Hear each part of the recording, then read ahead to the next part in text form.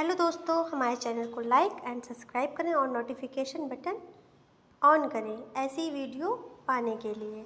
आज हम लोग स्टडी करेंगे टैक्सोनॉमी क्या होता है। टैक्सोनॉमी के बारे में जानेंगे। टैक्सोनॉमी क्या होता है, सबसे पहले आइए देखते हैं। टैक्सो का मतलब होता है ग्रुप, कार्डिस ग्रुप। नॉमी मतलब नेमिंग करना। तो जीवों का अध्ययन करने के लिए हम ग्रुप बनाते हैं और उसकी नेमिंग करते हैं, उसको एक नाम देते हैं। इस ब्रांच को हम लोग टैक्सोनॉमी कहते हैं। मतलब जो लिविंग ऑर्गेनिज्म पूरी दुनिया में बहुत सारे पाए जाते हैं और उनको बिना डिवाइड किए, बिना नाम दिए पहचानना बहुत ही मुश्किल चीज़ है। तो उसके लिए टैक्सोनॉमी बनाई गई है। टैक्सोनॉमी के 3 चरण होते हैं। पहला होता है आइडेंटिफिकेशन, दूसरा होता है क्लासिफिकेशन, तीसरा नोमेनक्लेचर। सबसे पहले आइडेंटिफिकेशन हम लोग देखते हैं। आइडेंटिफिकेशन क्या होता है, मतलब किसी की आइडेंटिफिकेशन करना, पहचान करना, वह चीज़ क्या है। तो ये होता है आइडेंटिफिकेशन, मतलब लिविंग ऑर्गेनिज्म जो होते हैं उनकी पहचान करना कि वह किस प्रकार के दिखाई देते हैं, ये आइडेंटिफिकेशन हो गया। और क्लासिफिकेशन क्या होता है, उनकी मार्फोलॉजी, आकार, उनके दिखने, वो कैसे दिखते हैं, कैसे चलते हैं, वो किस तरीके लगते हैं। जैसे कि एक छोटा बच्चा बिल्ली को देखता है और उसके बाद टाइगर को देखता है, मतलब चीता को देखता है, तो वो समझता है ये तो चीते की जैसे दिखता है, पर ये मतलब यानी कि बिल्ली तो है नहीं। ये बिल्ली जो चीता जो दिख रहा है बिल्ली की जैसे इसकी डिज़ाइन बनी हुई है, पर बिल्ली इस कलर की होती है, ये इस कलर का होता है। तो इस तरीके से वह उसका वर्गीकरण करता है और पहचानता है। और उसके बाद फिर हम लोग उसका नोमेनक्लेचर, मतलब उसका नामकरण करते हैं, उसका नाम रखते हैं। जूलॉजी में दो प्रकार से नोमेनक्लेचर, उनका नामकरण किया जाता है। पहले तो 2 भागों में, पहले एनिमल को एक तरफ डिवाइड कर लिया और प्लांट को एक तरफ डिवाइड कर लिया। पहले एनिमल हो गए, इस तरफ प्लांट हो गए। तो जो एनिमल में हम लोग नामकरण करते हैं उसको एनिमल नेम बोलते हैं, और जो प्लांट में करते हैं उसे हम लोग बॉटनी में जो करते हैं उसे हम लोग बॉटेनिकल नेम बोलते हैं। मतलब बॉटनी में जिनमें पेड़ पौधों का अध्ययन किया जाता है उसे हम लोग बॉटनी कहते हैं, और इसका नामकरण करना बॉटेनिकल नेम कहलाता है। तो सबसे आप समझते हैं टैक्सोनॉमी पर वर्क किसने किया, कार्य किसने किया, उसकी स्टडी और अध्ययन किसने किया। तो टैक्सोनॉमी के जो जनक होते हैं, फादर ऑफ टैक्सोनॉमी जो हैं, वो हमारे कार्ल लिनियस हैं। कार्ल लिनियस ने पहली अपनी बुक जो लिखी थी टैक्सोनॉमी पर लिखी थी, और इनकी पहली जो बुक है उसका नाम है सिस्टेमा नेचुरी। इनकी पहली लिखी गई बुक जो है वो है सिस्टेमा नेचुरी। सिस्टेमा नेचुरी टैक्सोनॉमी पर लिखी गई सबसे प्रथम पुस्तक है। ये मोस्ट इम्पॉर्टेंट पॉइंट है। और सिस्टेमा नेचुरी में इन्होंने 2 तरह से डिवाइड किया हुआ है। प्लांट को अलग लिखा है और एनिमल किंगडम को अलग लिखा है। इसे 2 किंगडम क्लासिफिकेशन भी कहा जाता है। तो 2 किंगडम क्लासिफिकेशन, यहाँ से एक क्वेश्चन ये बनेगा कि 2 किंगडम क्लासिफिकेशन किसने दिया था, तो कार्ल लिनियस ने दिया था। ये इम्पॉर्टेंट पॉइंट है। और फिर एक आए साइंटिस्ट R.H. फिटकर, इनको जो कार्ल लिनियस का दिया हुआ वर्गीकरण क्लासिफिकेशन समझ में नहीं आया। इन्होंने सोचा कि मतलब जो एनिमल है तो उनको एनिमल में रख दिया, जो प्लांट है उनको प्लांट में रख दिया, पर जो एनिमल और प्लांट दोनों में आते हैं उनको कहाँ रखा जाए। फिर R.H. फिटकर ने अपना एक नया क्लासिफिकेशन दिया, और इन्होंने जो क्लासिफिकेशन दिया उसे 5 किंगडम क्लासिफिकेशन कहते हैं। 5 किंगडम क्लासिफिकेशन में सबसे पहले इन्होंने मोनेरा को रखा, फिर प्रोटिस्टा को रखा, फिर फंगी यानी कि कवक को रखा, फिर प्लांटी यानी कि पादप को रखा। मतलब एक जो पेड़ या पौधा होता है उसको हम लोग प्लांट कहते हैं। जब पेड़ पौधों का ग्रुप, मतलब बहुत सारे पेड़ों का अध्ययन करते हैं तो उसे हम लोग प्लांटी कहते हैं। फिर एनिमिलिया, मतलब जंतुओं का, जब एक जंतु होता है उसको एनिमल बोलते हैं। जब काफ़ी जंतुओं का अध्ययन किया जाता है उसे एनिमिलिया कहते हैं।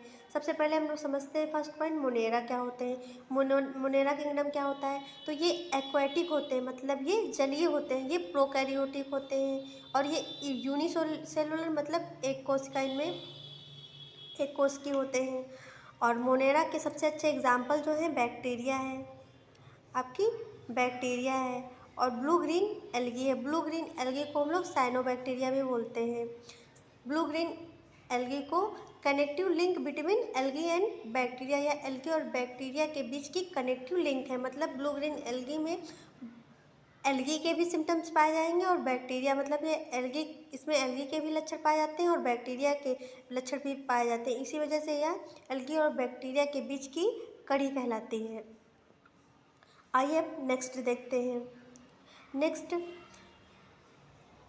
मोनेरा में इनमें सेल वॉल प्रेजेंट होती है, इनमें सेल वॉल पाई जाती है और इनमें जो न्यूट्रिशन होता है वो कीमोसिंथेसिस होता है। मतलब कीमोसिंथेसिस का मतलब है ये रासायनिक क्रिया करके अपना भोजन का निर्माण करते हैं रासायनिक क्रिया के द्वारा। और इनमें जो न्यूट्रिशन होता है तो मोड ऑफ न्यूट्रिशन जो होता है पैरासिटिक होता है। ये पैरासाइट के थ्रू, मतलब पैरासाइट के थ्रू अपना न्यूट्रिशन लेते हैं।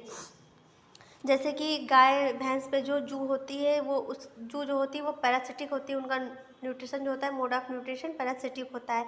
सेकंड पॉइंट हो गया प्रोटिस्टा। आप समझते हैं प्रोटिस्टा क्या होता है? सॉरी कि आ रहा है, इसको हटाते हैं। अब आइए देखते हैं प्रोटिस्टा क्या होता है। समझते हैं प्रोटिस्टा को। तो प्रोटिस्टा जो होते हैं वो एक्वेटिक होते हैं, जलीय होते हैं, ये भी जलीय होते हैं। वो प्रोकैरियोटिक होते हैं और प्रोटिस्टा जो होते हैं मोनेरा प्रोकैरियोटिक होते हैं। यहाँ पे ध्यान दीजिए, जलीय तो दोनों होते हैं पर मोनेरा जो होते हैं वो प्रोकैरियोटिक होते हैं। प्रोटिस्टा जो होते हैं यूकैरियोटिक होते हैं। यूनिसेलुलर मोनेरा भी होता है और यूनिसेलुलर जो होता है वो प्रोटिस्टा भी होता है। और इसके एग्जाम्पल जो है इसमें प्रोटोजोआ आते हैं। प्रोटोजोआ के जो एग्जाम्पल देखते हैं, अमीबा है, प्लाज्मोडियम है, यूग्लिना है और आपका पैरामीशियम है। अमीबा की साइज इरेगुलर होती है, मतलब वह बनता बिगड़ता रहता है, इसकी साइज जो होती है वो निश्चित नहीं होती है। प्लाज्मोडियम जो होता है ये मक्खी के अंदर पाया जाता है, मक्खी के अंदर पाया जाने वाला जीव है। यूग्लिना जो है वो connective link between plant and animal, मतलब यूग्लिना के अंदर प्लांट के भी लक्षण पाए जाते हैं और एनिमल के भी लक्षण पाए जाते हैं। ये मोस्ट इम्पॉर्टेंट पॉइंट है। और पैरामीशियम ये स्लीपर के तरीके होता है। अब इसका न्यूट्रिशन देखते हैं। इसमें ऑटोट्रॉफ मतलब स्वपोषण भी होता है और हेट्रोट्रॉफिक भी होते हैं। ये ऑटोट्रॉफिक भी होते हैं और हेट्रोट्रॉफिक भी इनमें न्यूट्रिशन होता है। ऑटोट्रॉफिक मतलब जो स्वयं अपना भोजन का निर्माण करते हैं, जैसे पेड़ पौधे हो गए। परपोषण मतलब जो दूसरों पे डिपेंड होते हैं उन्हें परपोषण, वो न्यूट्रिशन परपोषण कहलाता है और ऐसे जीव परपोषी कहलाते हैं।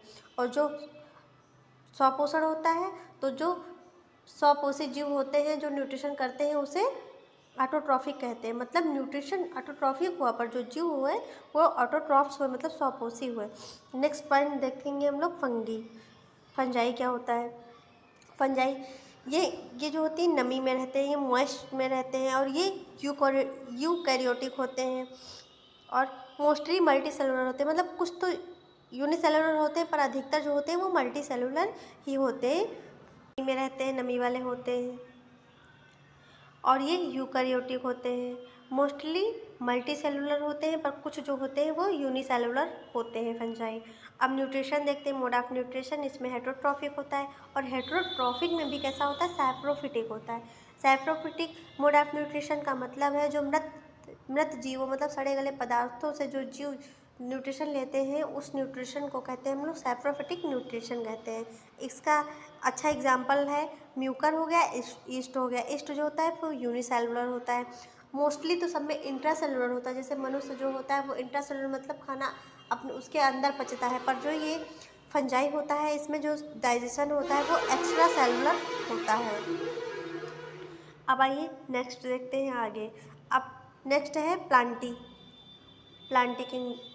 देखते हैं। प्लांटी किंगडम, प्लांटी मतलब सर्वव्यापी होते हैं या हर जगह पाए जाते हैं। कहीं भी जाओगे तो आपको प्लांट, पेड़ पौधे, छोटे से घास ये जो होती है हर जगह दिखते हैं। ये यूकैरियोटिक होते हैं और ये मल्टी सेलुलर होते हैं। इनमें फोटोसिंथेसिस प्लांट जो होता है इनमें क्लोरोफिल पाया जाता है, जिसकी वजह से ये कौन सी क्रिया करते हैं, फोटोसिंथेसिस करते हैं। कि ऑटोट्रॉफिक होते हैं, मतलब इनका जो मोड ऑफ न्यूट्रिशन होता है वो ऑटोट्रॉफिक होता है। ये स्वयं अपना भोजन बनाते हैं, इसीलिए इन्हें ऑटोट्रॉफ्स कहते हैं। इनमें सेल वॉल प्रेजेंट होती है और सेल वॉल प्लांट की जो सेल वॉल होती है वो किसकी बनी होती है, सेलुलोज की बनी होती है। तो ये पॉइंट नोट करें। अब आइए देखते हैं सेल और इनकी सेल वॉल कैसे बनती है। बैक्टीरिया की जो सेल वॉल होती है वो कार्बोहाइड्रेट प्लस अमीनो एसिड से मिलकर के बनी होती है। फंगी की जो होती है वो काइटिन की मिलकर के बनी होती है। प्लांट की जो होती है सेल वॉल वो सेलुलोज की बनी होती है।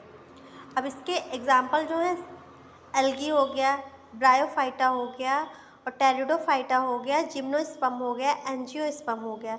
टेरिडोफाइटा में पी जो होती है वो साइलेंट हो जाती है और जो टेरिडोफाइटा होता है इसमें वैस्कुलर सिस्टम पाया जाता है, मतलब पानी का जल होता है वो उसका संवहन होने लगता है। अब एल्गी, टेरिडोफाइटा और ब्रायोफाइटा होते हैं जो वो लोअर क्लास में आते हैं। इसको रूट स्टेम लीव्स में डिवाइड नहीं किया जा सकता है। मतलब एल्गी, टेरिडोफाइटा और ब्रायोफाइटा को रूट स्टेम लीव जो होता है मतलब उसको एक पौधे के रूप में नहीं पहचाना, जैसे एक थैलस जैसे बंडल रूपी संरचना के रूप में ये माइक्रोस्कोप पर से देखने पर ये दिखाई देते हैं। ये हो गया हमारा एल्गी, टेरिडोफाइटा और ब्रायोफाइटा। अब आइए हम लोग आगे समझते हैं।